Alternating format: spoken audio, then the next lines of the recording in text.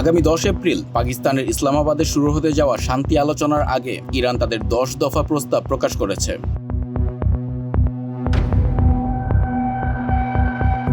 এদের সবচেয়ে আলোচিত বিষয় হলো হরমুজ প্রণালীতে নিয়ন্ত্রণ প্রতিষ্ঠার দাবি। ইরান চায় এই গুরুত্বপূর্ণ নৌপথে তাদের নেতৃত্বে নিয়ন্ত্রিত যাতায়াত ব্যবস্থা চালু হোক, যা তাদের অর্থনৈতিক ও কৌশলগত প্রভাব বাড়াবে।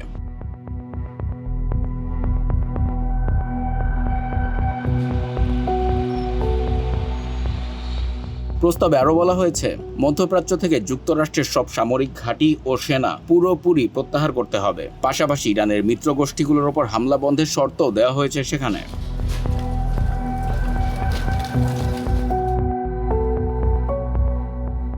এছাড়া ইরান তাদের উপর আরোপিত সব আন্তর্জাতিক নিষেধাজ্ঞা তুলে দেওয়া, বিদেশে আটকে থাকা সম্পদ ফেরত দেওয়া এবং ক্ষতিপূরণ দাবি করেছে।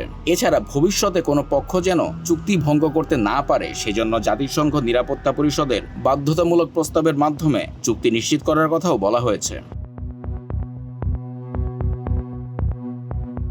বিশ্লেষকদের মতে এই প্রস্তাবগুলো শুধু যুদ্ধবিরতির শর্ত নয়, বরং মধ্যপ্রাচ্যে নতুন শক্তির ভারসাম্য তৈরির একটি স্পষ্ট কৌশল। অপরদিকে মার্কিন প্রেসিডেন্ট ডোনাল্ড ট্রাম্প ইরানের দেওয়া প্রস্তাবগুলোকে বাস্তবায়নযোগ্য বলে উল্লেখ করেছেন।